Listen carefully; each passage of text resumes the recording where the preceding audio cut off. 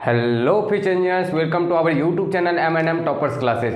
आज हम बात करने वाले हैं फिजिक्स के अंदर प्रैक्टिस सेट 1, यानी आप लोगों का प्रैक्टिस सेट 1 आज कराने वाले हैं, जिसमें आप लोगों को टोटल 25 क्वेश्चन कराए जाएंगे, मोस्ट इंपॉर्टेंट क्वेश्चन। तो आइए हम बात करने वाले हैं प्रैक्टिस सेट 1 के टोटल 25 क्वेश्चन पर। तो चलिए बच्चों क्वेश्चन करते हैं।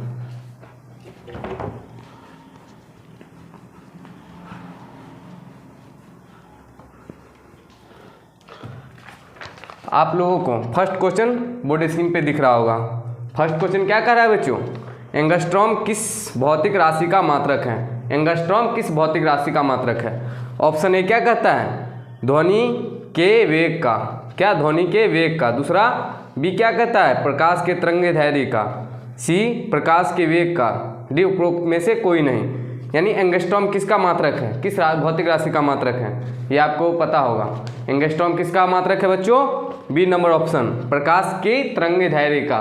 किसका? प्रकाश की तरंगदैर्घ्य का। दूसरा ऑप्शन क्या कर रहा है बच्चों? दूसरा क्वेश्चन कर रहा है किस चीज़ के बारे में? सार्थक अंक। किसका?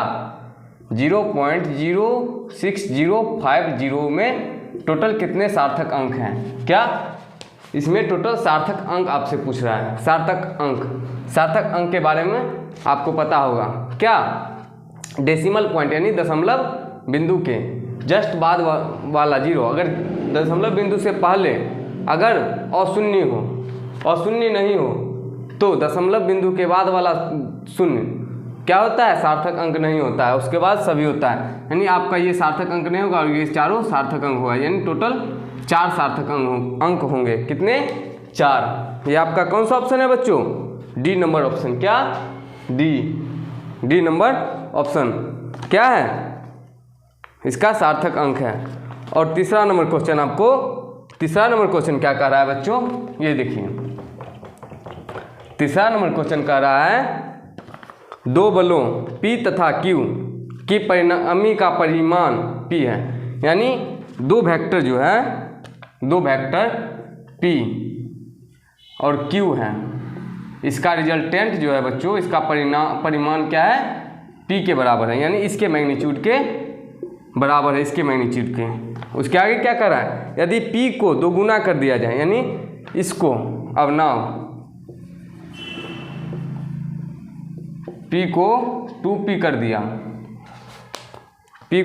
कर दिया जाए तो परिणामी Q के साथ कितनी डिग्री का कोण बनाएगा? Q के साथ अल्फा, मतलब अल्फा का वैल्यू पूछ रहा है। ये जो है Q के साथ बना रहा है। किसके साथ? Q के साथ। आपको इसका वैल्यू पूछ रहा है। तो देखिए इसको कैसे सॉल्व करेंगे। यानी आपको R का फॉर्मूला पता होगा, √a² एक जगह पर क्या है? P का स्क्वायर प्लस Q का square plus 2PQ cos theta. ये क्या है? P, इसका वैल्यू P। क्या है बच्चों? R का value P √P² plus Q² plus 2PQ cos theta. दोनों तरफ स्क्वायर कर दिए। P² = P² plus Q² plus 2PQ cos theta. अब ये P² कैंसिल हो गया, इधर 0 = Q² plus 2PQ cos theta.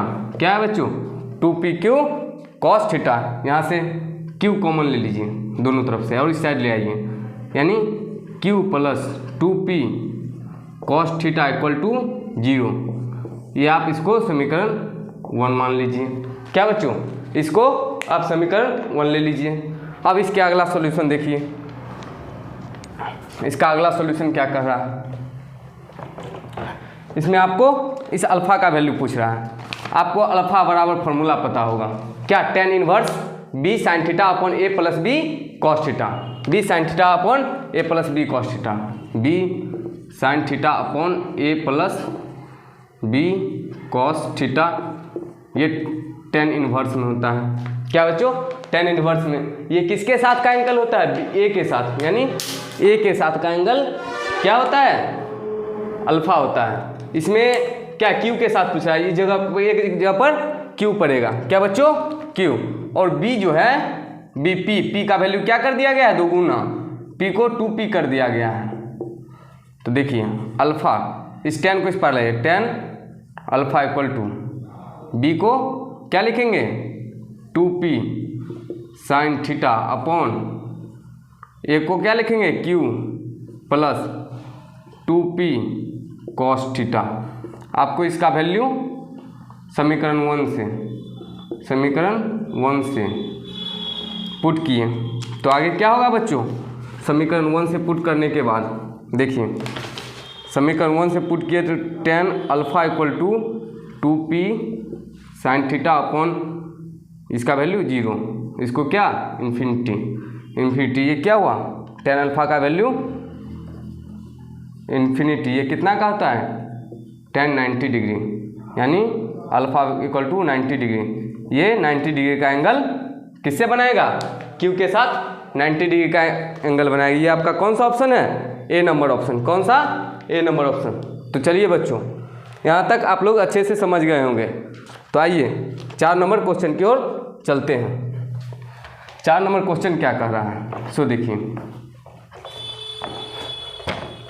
4 number question आप लोगों को बोर्ड स्क्रीन पे दिख रहा होगा, उसको सॉल्व कीजिए और उसका आंसर कमेंट कीजिए, फिर इसका सॉल्यूशन आप लोग देखिए।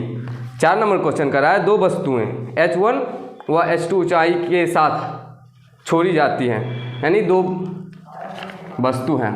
क्या बच्चों?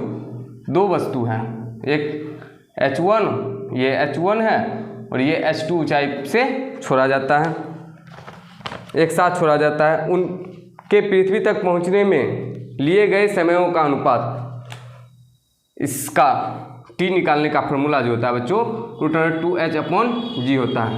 आपको पता होगा क्या? ग्रेविटेशन आपको पता होगा, अगर काइनेमेटिक्स पढ़े होंगे तो टी यानी टाइम निकालने का फॉर्मूला आता है √2h/g, यानी यहाँ पर आपको g कांस्टेंट है और 2 कांस्टेंट है, यानी t जो है डायरेक्टली प्रोपोर्शनल है √h के। किसके? √h के। आपको क्या पूछ रहा है?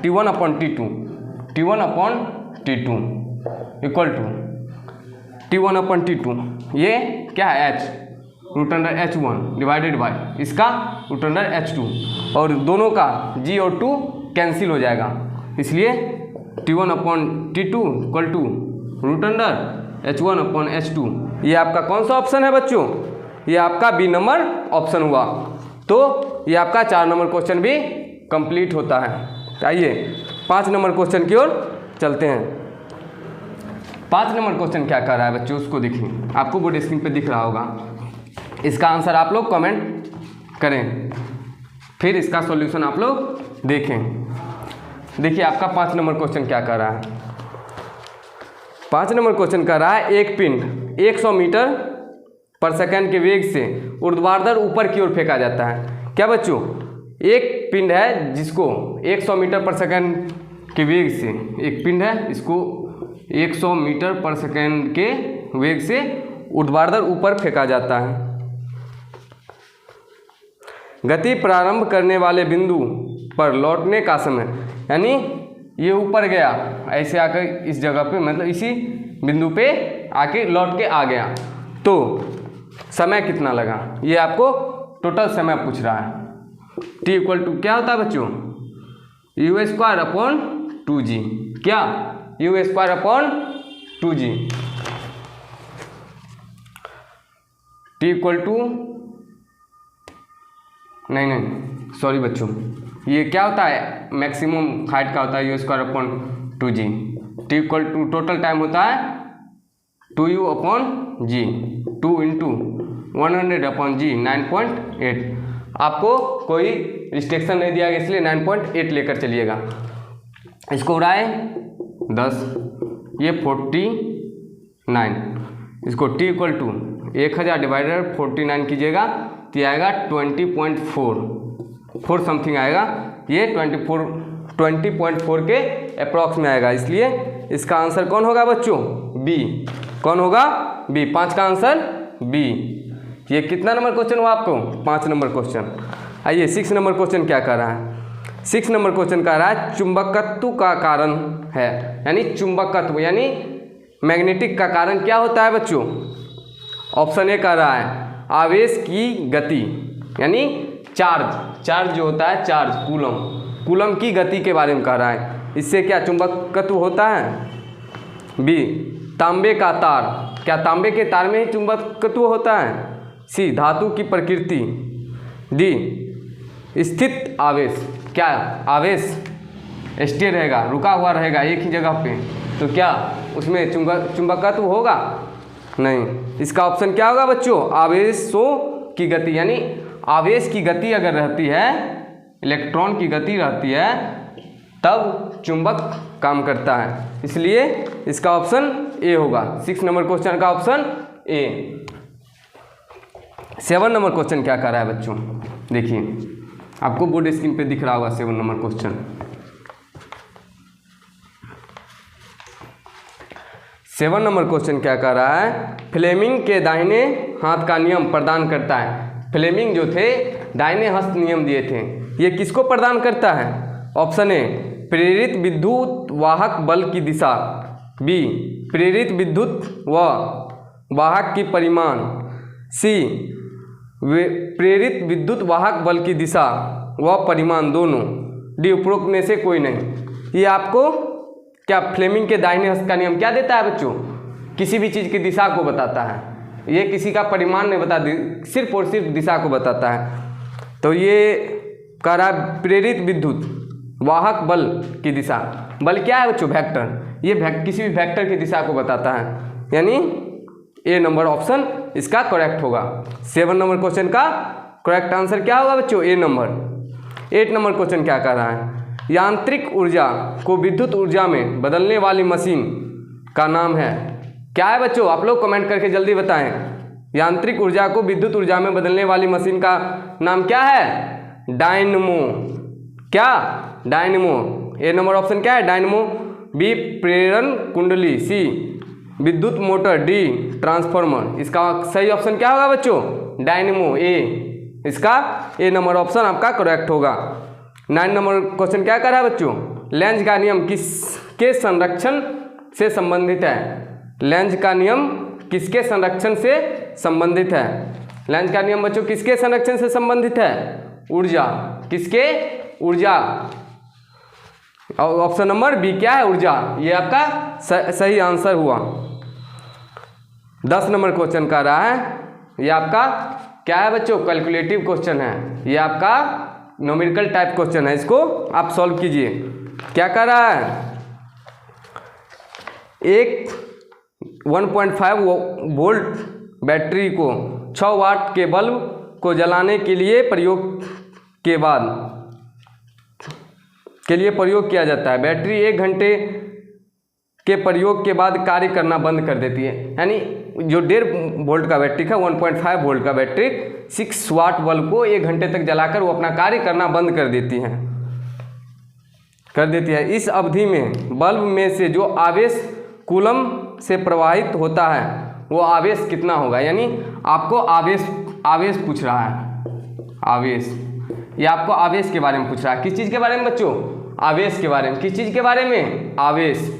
ये आपको आवेश के बारे में पूछ रहा है, लेकिन आपको दिया क्या गया है, आपको भी दे दिया है 1.5 वोल्ट और पी दे दिया गया है 6 वाट।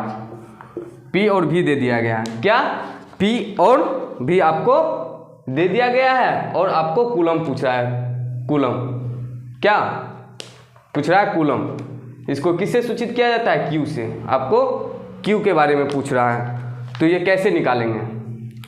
इसमें सबसे पहले आइए, आपको इस दोनों के रिलेशन से क्या निकाल सकते हैं, आई इक्वल टू क्या होता है बच्चों, पी अपॉन भी। क्या होता है, पी अपॉन भी। कैसे, P equal to I into V. P equal to I into V. P equal to I into V होता है। तो देखिए यहाँ से आप आई बराबर निकालिए 6 डिवाइडेड बाई 1.5, 15 चौका 60, 4 एम्पियर। ये क्या आपको करंट आ गया। क्या आया बच्चों, करंट। लेकिन आपको क्या कूलम निकालना है, चार्ज आवेश निकालना है। तो इसका फॉर्मूला क्या होता है, Q equal to I into T, Q equal to I into T. आपको आई आया 4 इंटू टी क्या का 1 आवर, ये 1 आवर को क्या 60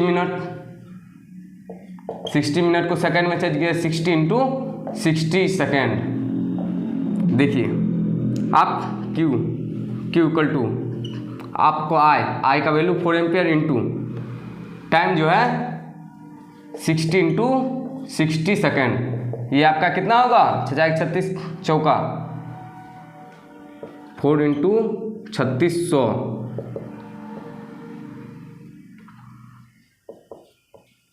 16,400। एक मिनट, 14,400 बच्चों, क्या 14,400 कूलम। ये क्या आया, चार्ज का वैल्यू कितना आया 14,400 कूलम। ये आपका कौन सा ऑप्शन हुआ बच्चों, सी नंबर ऑप्शन आपका सही हुआ। किसका 10 नंबर क्वेश्चन का, किसका 10 नंबर क्वेश्चन का। यहाँ तक आप लोग समझ गए होंगे। तो आइए 11 नंबर क्वेश्चन को देखते हैं। 11 नंबर क्वेश्चन आप लोगों को बोर्ड स्क्रीन पे दिख रहा होगा। 11 नंबर क्वेश्चन क्या कर रहा है बच्चों, उसको सॉल्व कीजिए। ये आपका न्यूमेरिकल टाइप क्वेश्चन है, ये क्या है न्यूमेरिकल टाइप क्वेश्चन है। आइए 11 नंबर क्वेश्चन क्या कह रहा है, 25 वाट तथा 100 वाट के दो बल्बों के प्रतिरोधों का अनुपात क्या है यदि वोल्टेज समान है। आपको दो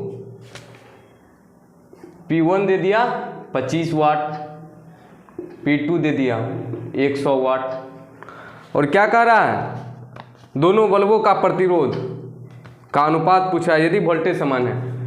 इसका भी वोल्टेज और इसका भी वोल्टेज दोनों इक्वल है, यानी दोनों का वोल्टेज समान है।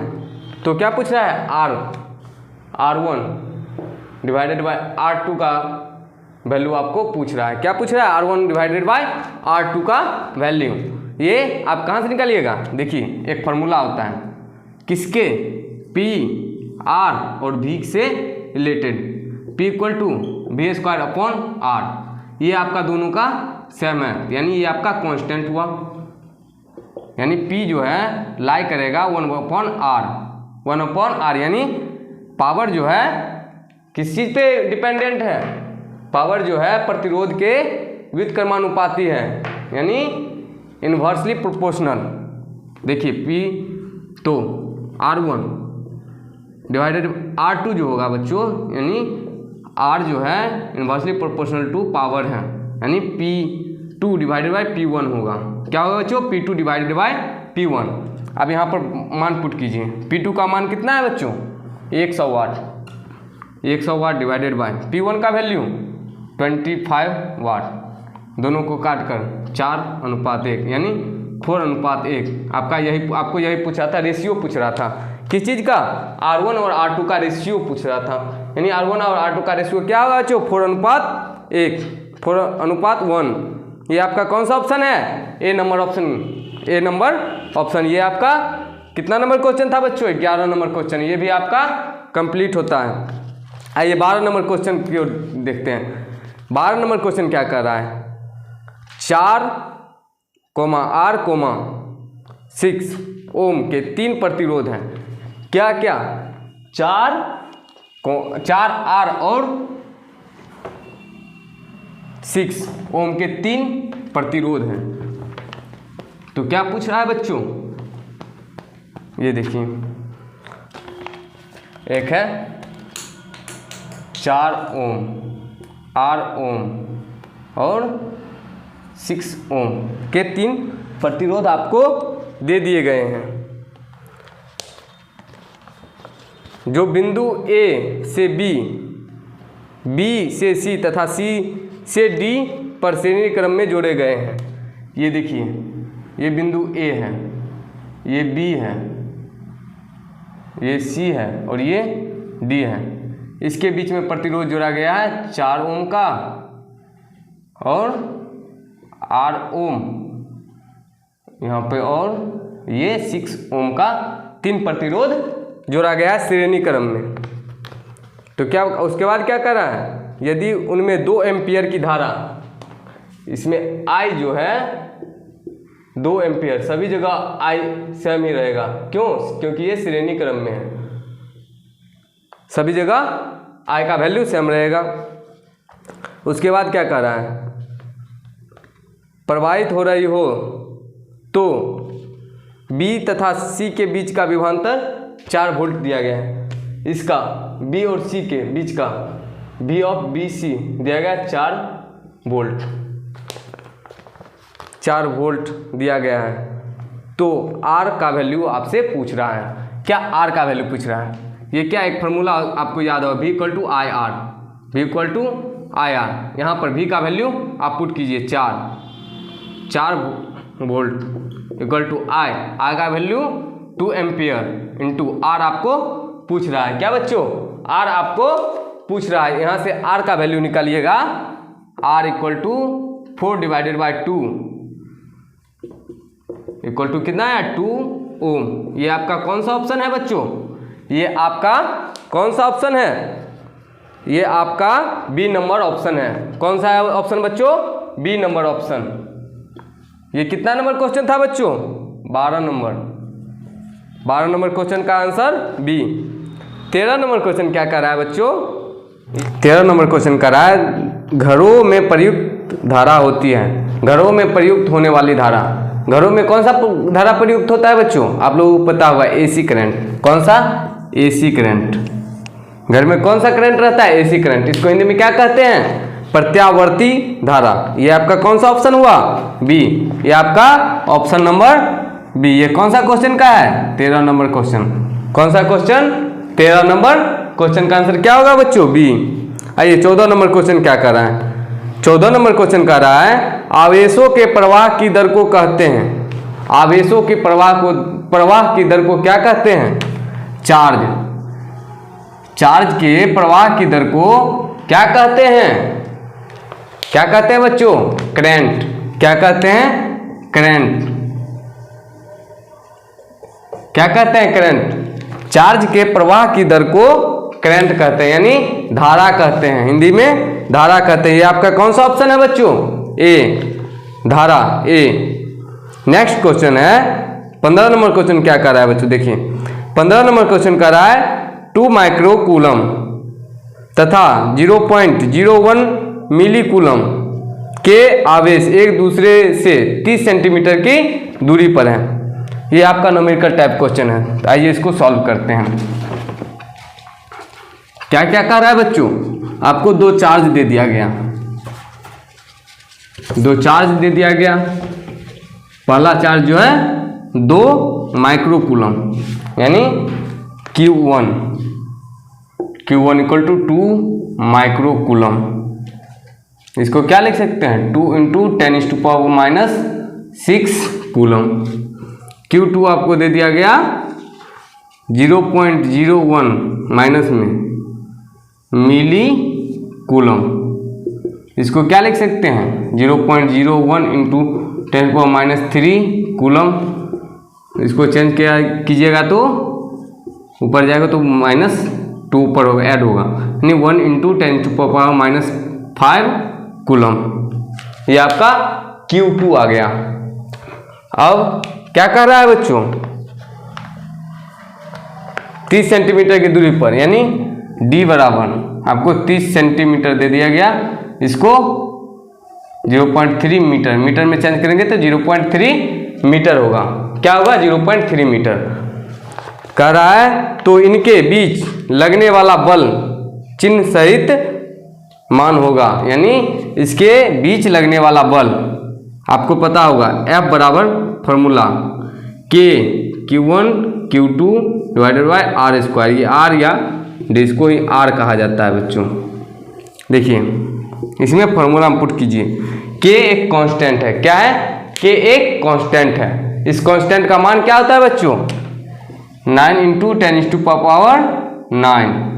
उसके बाद Q1 कितना? 2 into 10⁻⁻6 into Q2 1 into 10⁻⁵ divided by R कितना है? 0.3 का स्क्वायर इसको सॉल्व कीजिएगा बच्चों। तो इसको सॉल्व करने के बाद आपको आएगा -2 न्यूटन। क्या आएगा बच्चों? -2 न्यूटन।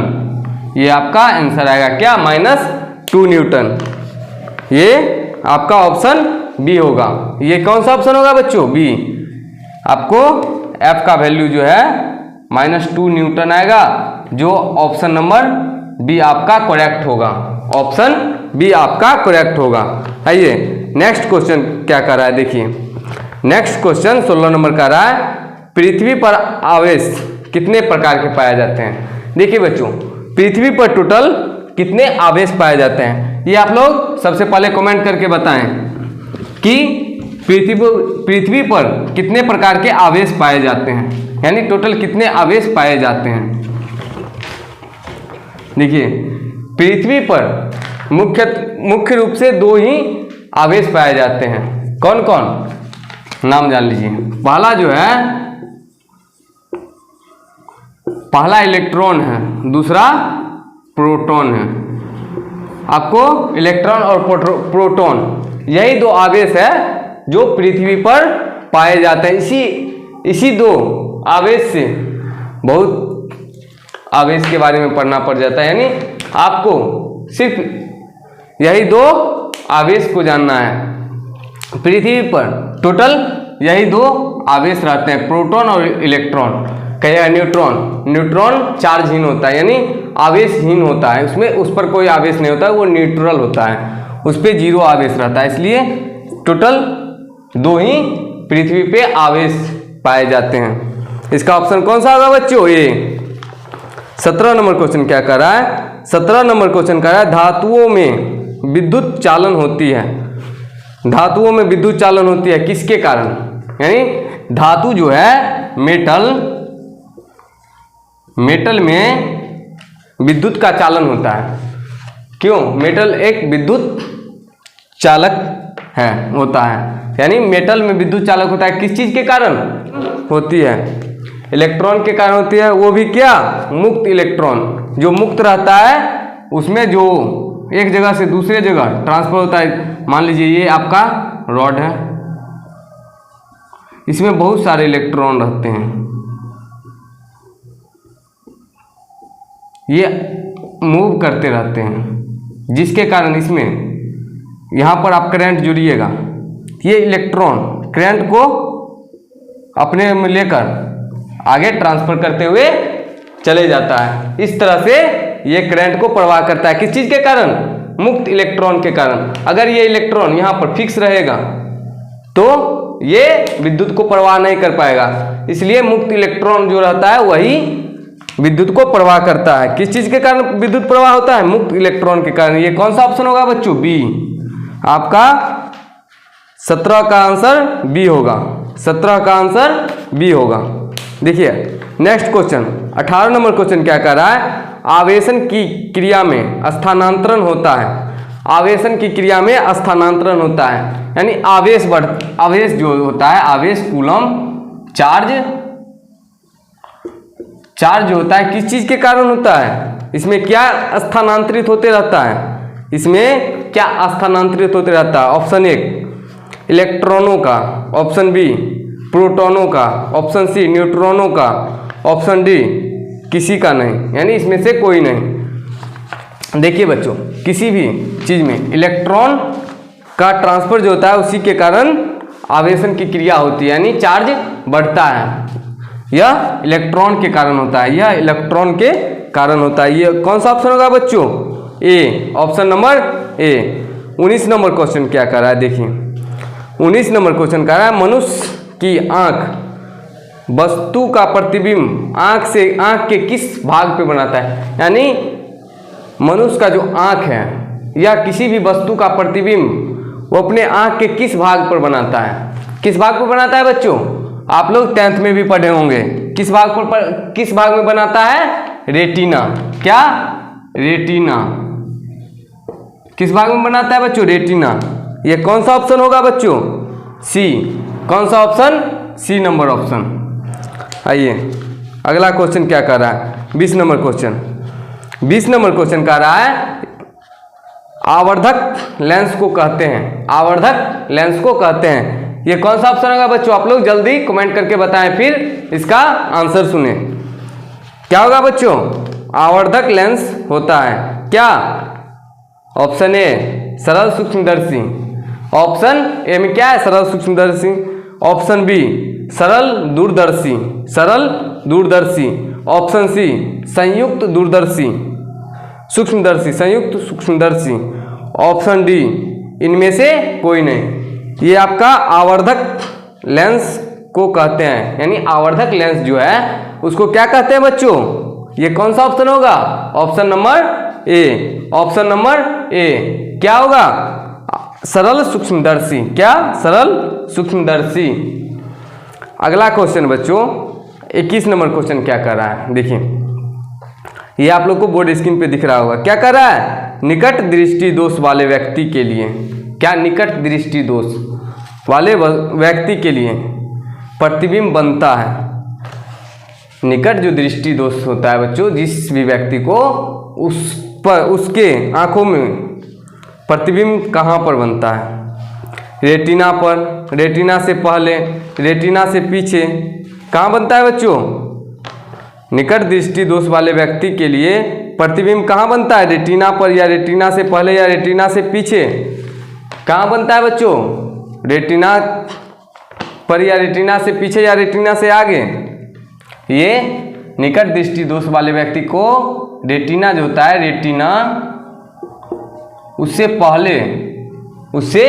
पहले ही प्रतिबिंब बन जाता है, जिसके कारण उसको निकट दृष्टि दोष होती है।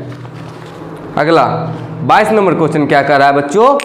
वो देखिए, यहाँ तक आप लोग अच्छे से समझ गए होंगे। 21 नंबर क्वेश्चन तक आप लोग अच्छे से समझ गए होंगे। तो आइए 22 नंबर क्वेश्चन को समझते हैं। 22 नंबर क्वेश्चन क्या कर रहा है बच्चों? आप लोग उसका आंसर कमेंट में जल्द बताएं, क्योंकि आप लोग को बोर्ड स्क्रीन पे इसका यह क्वेश्चन दिख रहा होगा। देखिए 22 नंबर क्वेश्चन क्या कर रहा है? 22 नंबर क्वेश्चन कर रहा है, तांबे की एक गेंद को गर्म करने पर सबसे अधिक प्रतिशत वृद्धि होगी। यानी तांबे का एक गेंद है जिसको गर्म करने पर सबसे अधिक प्रतिशत वृद्धि होगी। पहला व्यास में, दूसरा पृष्ठ में, तीसरा आयतन में, डी इनमें से कोई नहीं। यानी तांबा का एक गेंद है। क्या बच्चों? तांबा का एक गेंद है, मान लीजिए ये तांबा का गेंद है। इसको क्या किया जाता है? गर्म किया जाता है। इसको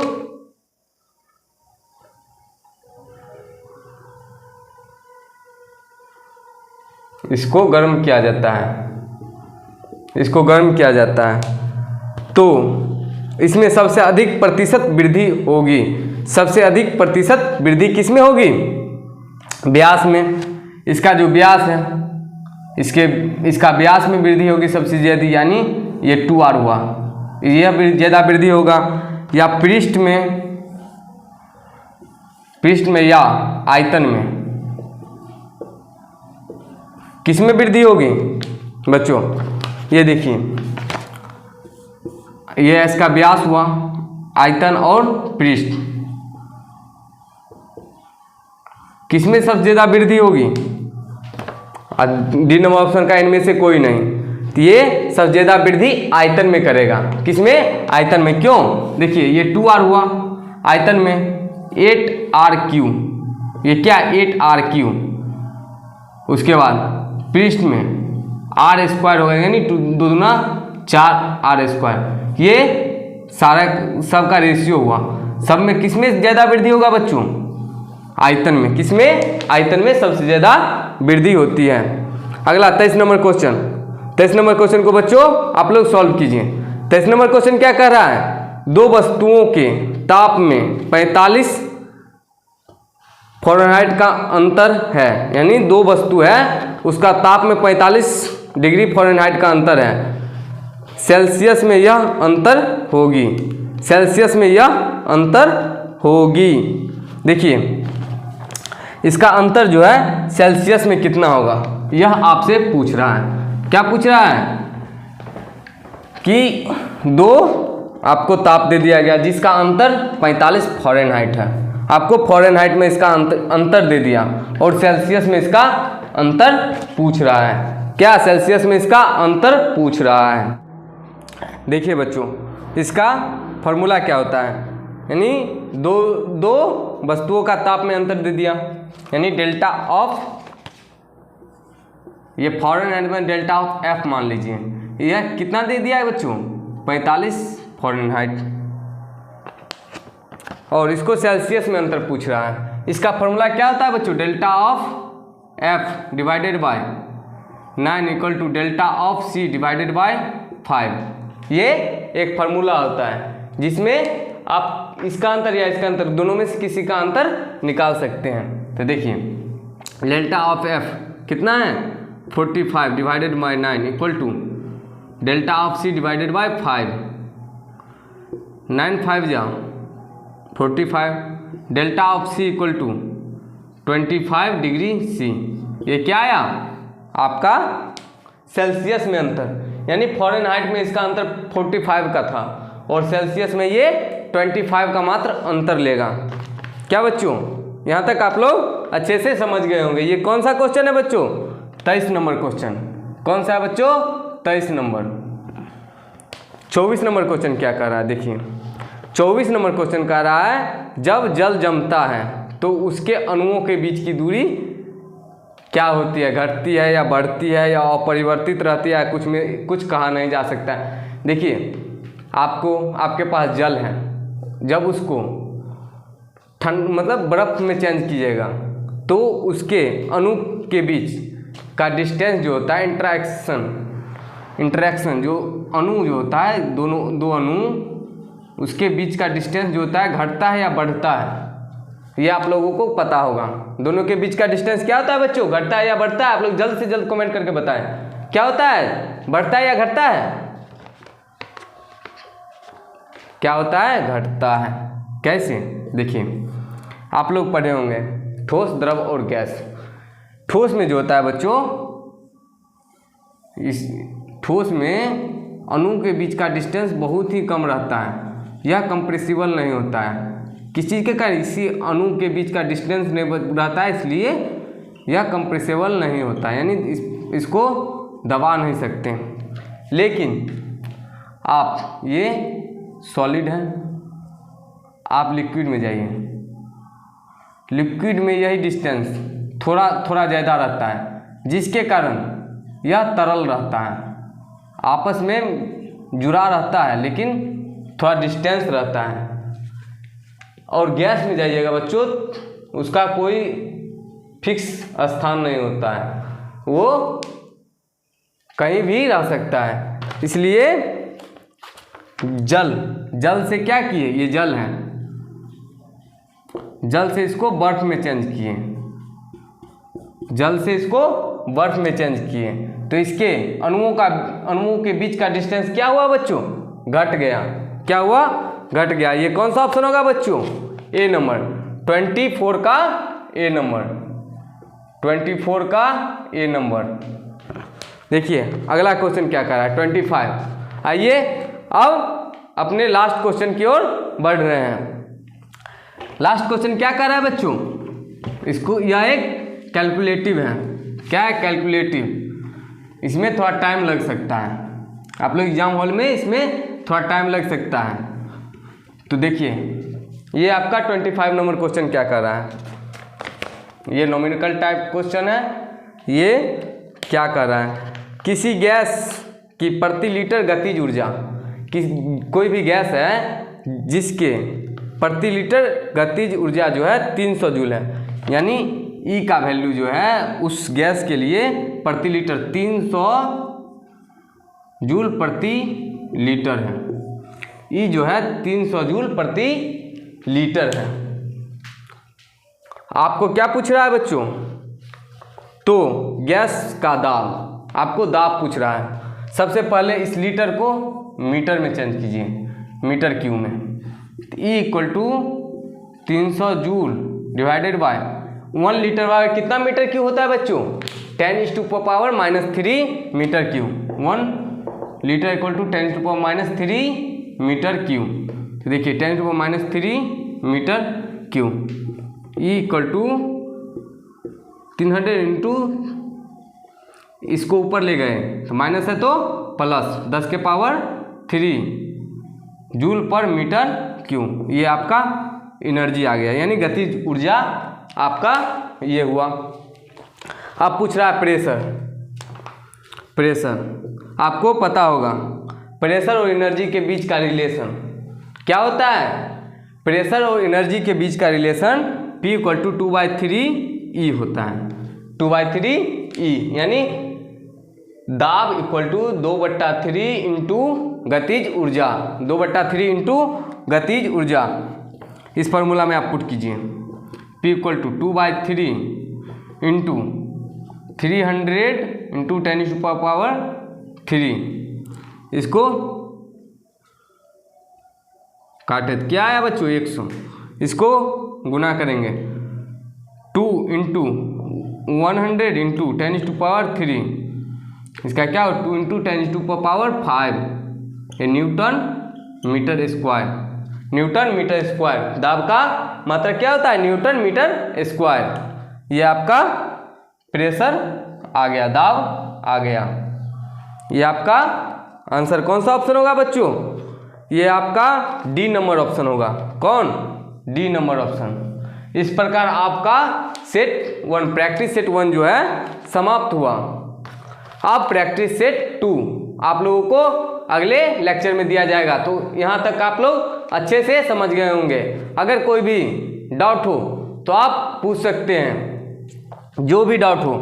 आपको अगर कोई क्वेश्चन समझने में दिक्कत हुआ हो तो आप वो क्वेश्चन को आप कमेंट कर सकते हैं। नेक्स्ट लेक्चर में उस क्वेश्चन को फिर से हम आपको जरूर समझाएंगे। चलिए बच्चों, मिलते हैं नेक्स्ट लेक्चर में।